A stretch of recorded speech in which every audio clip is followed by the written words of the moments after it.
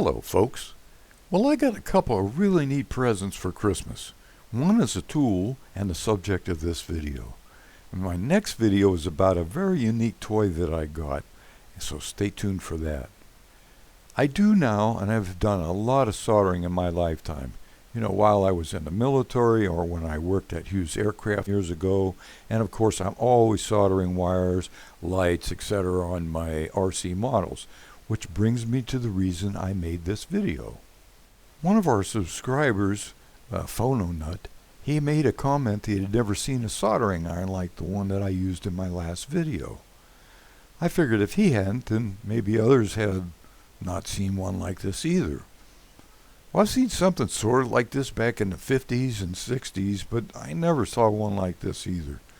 It may not be for everybody, but there's sure a place in my shop for this ingenious device. And note this, I'm not sponsored by anybody or Saker, and I always buy my own stuff, so I'm compelled to tell the truth. So here we go. Well, you know, I've had plenty of soldering irons over the years.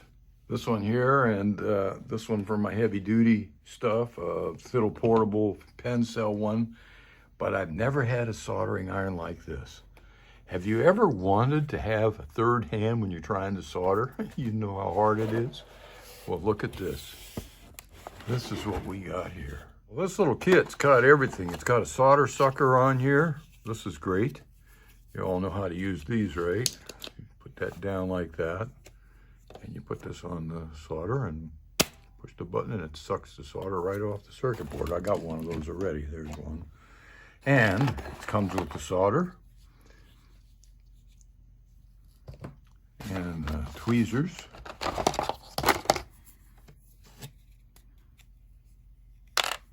Oh, those are very sharp precision tweezers. Try this one the same way.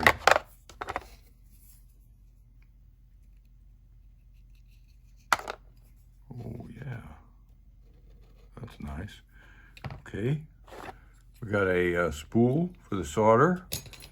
And the soldering iron. Now, I gotta tell you, this thing is absolutely cool. It has an on-off switch, which is good because you don't have to unplug it all the time. And it feeds the solder right up to the tip through that. And you push the button. Oh, let's put this together and try it. Okay, got it all assembled here. It's real easy. This door opens up, and so you can see how you can replace the heating element. Here you can see how that mechanism works. Just feeds the solder just a tiny bit at a time off of the spool, right up to the point where you need it to be. So let's try it out. Well, don't lay this down on anything that's going to melt or burn. Only use a stand like this. Also note, it's going to smoke the first time you use it, so be aware of that. It's normal. Okay, you know, when you only have one hand, usually you have to hold it one with one and apply the solder with the other. You have to do this.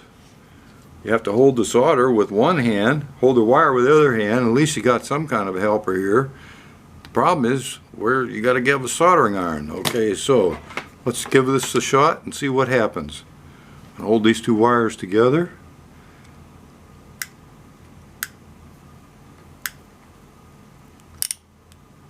Oh, wow.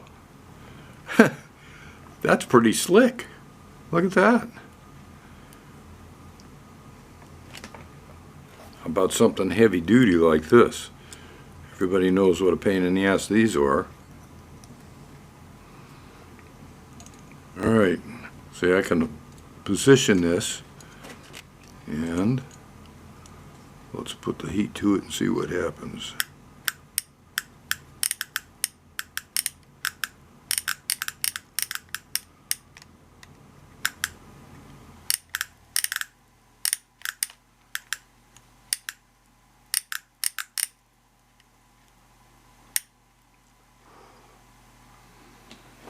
That's pretty good.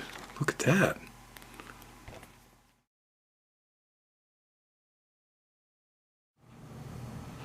Well, again, I wish it had a stand, but if you've got one of these old soldering iron stands like this, all you got to do is lay it down like that. You're good to go. This is common sense and done with any regular soldering irons. Well, next, I don't usually solder with this strong of solder, which is almost like welding steel, but is strong. So it's easy enough to buy the kind of solder that you actually like, as this real fits all. So besides it being really handy, it only costs $32.95 on Amazon.com, so I think that's a pretty good deal. So stay tuned for my toy video next, and Happy New Year. This is Dave the Night Flyer, signing off till the next episode.